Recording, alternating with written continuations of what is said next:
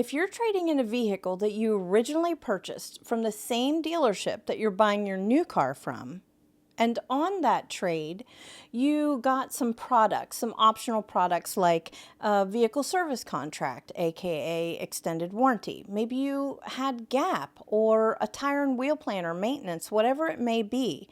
Ask the finance manager to get some cancellation quotes and use that money towards your down payment of your new one. Hi everybody, I'm Kimberly and welcome to Auto Finance Sense, where I help you make sense of the second part of the deal, the dealership finance office. And today, let's see if we can find some money that maybe you forgot about. So let's say that your intention was to write a $5,000 check as your down payment for your new car, and the finance manager gets cancellation quotes for another $1,500. Now, on your purchase order, instead of your down payment showing as $5,000, it will show as $6,500. Now, this can be done after you have agreed upon the OTD or the out-the-door price and you know you're going to be buying this new car. And it might sound something like this. Okay, great. While you're getting the paperwork ready, please get the cancellation quotes on the additional products that I purchased on my trade the last time I was here. I want to use that money towards my down payment. After you have agreed to buy your new car, the earlier you let the finance manager know this, the faster they can start pulling quotes for your new paperwork, because it does take an extra few minutes. They just have to go in through the product portals, plug in information like your VIN, the current miles, the date, your address, and get that quote. Most dealerships have the finance manager do this, but some dealerships have the accounting department do it. So if it's after hours, accounting might not be able to get those quotes for you. But honestly, even if you're shopping and you know you're going to buy a car from this dealership, go ahead and give the finance manager a call, give them a heads up, and ask them to pull the cancellation quotes for you on the vehicle that you're going to be trading in. Now, as a side note, you cannot transfer, say, an extended warranty from the vehicle you're trading in onto your new car. These products are VIN driven, meaning that they stay with the vehicle or they stay with the VIN. So you have to cancel one and then get a new one put on, if that's what you want to do. Most vehicle service contracts or extended warranties, however, for a fee, do have a transfer clause in their contract. So if, for example, you wanted to transfer the vehicle or pass it down to a family member, again, for a fee, you can also transfer that extended warranty with it. Now, a transfer clause can make a really nice incentive if you were to be selling the vehicle privately. You could always ask the new buyer, oh, by the way, would you like me to transfer the remainder of the extended warranty? If so, it'll be an extra dollar amount. You can charge whatever you want. Now, let's say that you sold or traded in your vehicle at a completely different dealership from where you originally bought it. And it still had a loan on it, but the dealer's paying off that loan. You remember that you did have products on it, like a vehicle service contract, maybe gap, tire, wheel, etc. You will have signed a contract for each product that was sold to you in the dealership finance office, and they will have cancellation clauses. 9 times out of 10, you need to make your cancellation through the dealership from where you purchased.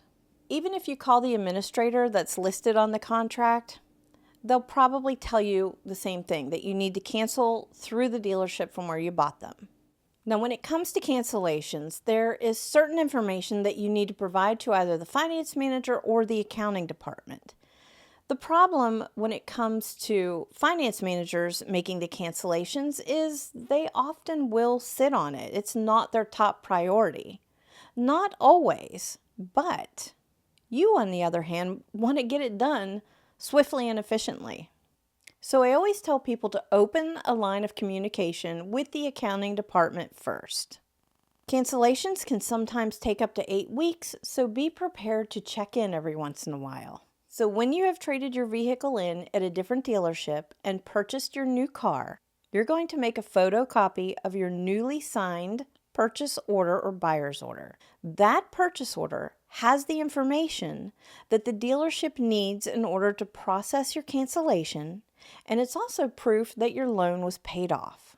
However, they still want something from you in writing that you do indeed want to make those cancellations. I've gone ahead and created templates with the information that is needed to make these cancellations. Just scroll to the description box below, and I'll pin it in the comments as well. Now, your name must be on the paperwork in their files from when you originally bought the car. So someone else can't come in and do the cancellations that were not originally on that transaction. Also, very important, and I can't even tell you how many times this has happened. If you have moved from the time that you originally purchased the car, you've changed your residence, make sure that you let them know that in the template that I'm providing you, because that's where the refund check is going to go. Now, if you're seeing this video and you think, hey, wait a second, we traded our car in about 6 months ago. It had an extended warranty on it, and they paid our loan off for us when we traded it in. You can call that lender and ask them for a paid in full letter or a letter of satisfaction. Be prepared with your vehicle identification number, or the VIN, because that's something that you'll need to provide so that the money comes back to you. All right, let's say you bought your vehicle a few months ago, and for whatever reason, you're just now looking at your paperwork and you think, boy, I sure could use that $3,500 that I spent on that extended warranty. I think I'll cancel it and get that money back and use it for something else. Well, that's not how it works. When you have a loan on a vehicle and you make cancellations of any optional products that you purchased, that refund amount will come off of the principal amount of your loan. Your payment stays the same. It will not change.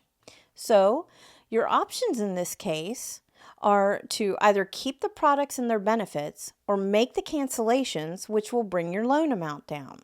This is one reason why it is so important that you have the knowledge of what these optional products are in the dealership finance office, how they work, and figure out if they're even a fit for you. And if so, how to negotiate them before you get into the dealership finance office. Now, I have a free live class happening on Wednesday, March 12th at 12:15 Eastern Time. And I'm going to do it again on Thursday, March 13th at 6:30 p.m. Eastern Time, in case the evenings are better for you. There is a string attached, though. It's free because I want your honest feedback and reviews. So I hope to see you there. Now, when it comes to vehicle service contracts, aka extended warranties, there is something called a flat cancel. And a flat cancel is a period of time, generally the first 60 to 90 days, where you can make a cancellation and get 100% of your refund. Anything beyond the flat cancel period would be a prorated amount based on mileage and time on the vehicle. There's also a fee associated with it as well. It's usually $50 or so. Pay attention to the cancellation clauses on these contracts for these optional products, because some administrators of vehicle service contracts even provide a 100% refund if your vehicle is deemed a total loss. See my extended warranty video in the description box below. Now, along with my template for your cancellations, I've also included a payoff letter for your personal use. When you trade in your vehicle at the dealership, they will obtain a payoff. It's usually a 10 to 15 day payoff with a per diem or a daily interest. And it's part of the deal structure. But while you're doing your research, you should probably know this number too.